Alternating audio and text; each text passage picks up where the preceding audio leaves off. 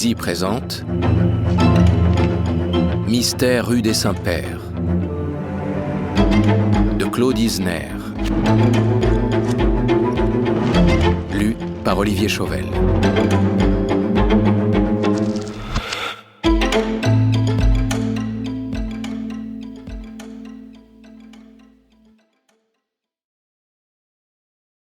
Paris dresse sa tour ainsi qu'une grande girafe inquiète, sa tour qui le soir venu craint les fantômes.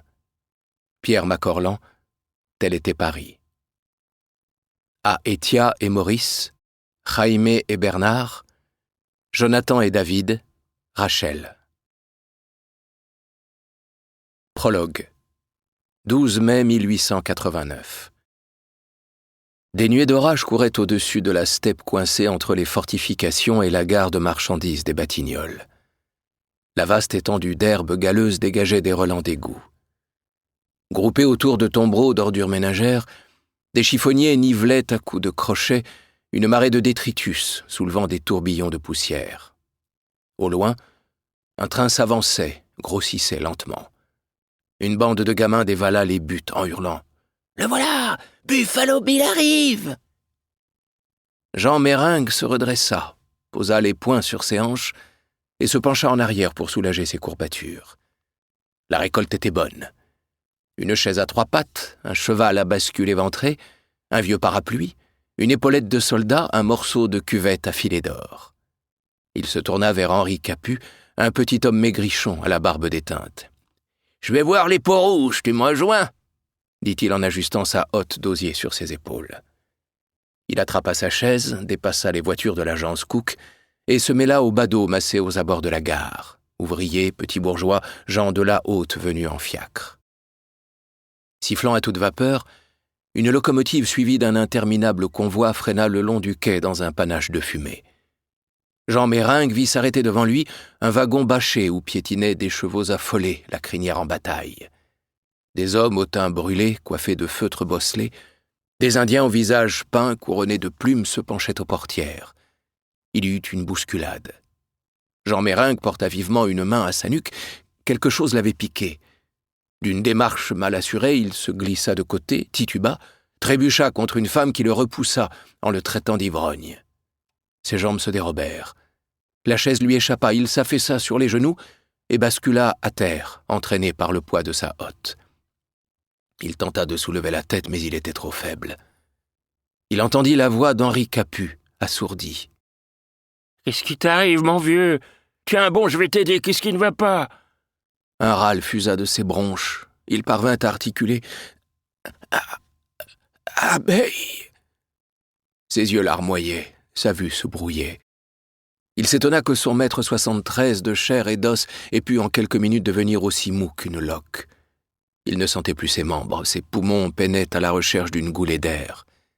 Dans un ultime éclair de lucidité, il sut qu'il était sur le point de mourir.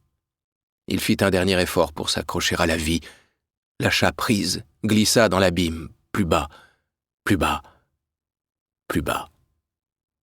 La dernière chose qu'il vit fut la fleur épanouie d'un pissenlit entre les pavés, jaune comme un soleil.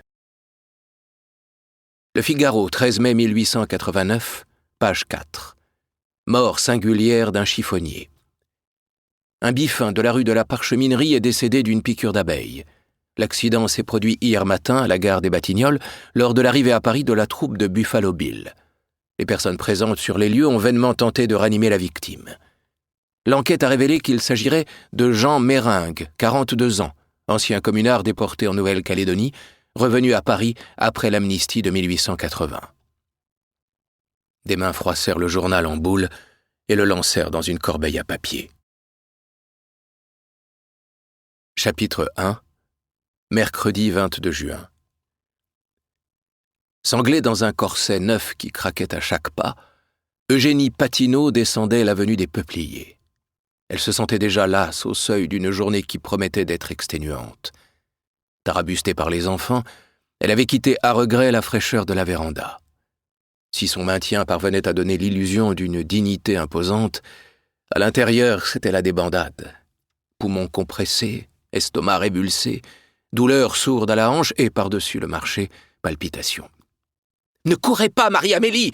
Hector, cessez de siffler, cela fait mauvais genre. »« Ma tante, nous allons rater l'omnibus. Hector et moi, on monte sur l'Impériale. Vous avez bien pris les billets d'entrée. » Eugénie s'arrêta, ouvrit son réticule, s'assura de la présence des billets achetés quelques jours plus tôt par son beau-frère. « Vite, ma tante !» la pressa Marie-Amélie. Eugénie lui jeta un regard noir. Cette gamine avait le don de l'exaspérer. Hector ne valait guère mieux, un petit coq capricieux. Seul l'aîné, Gontran, était supportable, à condition qu'il se taise. Une dizaine de passagers attendaient à la station de la rue d'Auteuil. Eugénie reconnut Louise Vergne, la femme de chambre des Lemasson. Chargée d'une panière, elle portait du linge à la... Nous espérons que vous avez apprécié cet aperçu. Pour continuer à écouter ce livre audio sur Google Play Livres, utilisez le lien dans la description de la vidéo.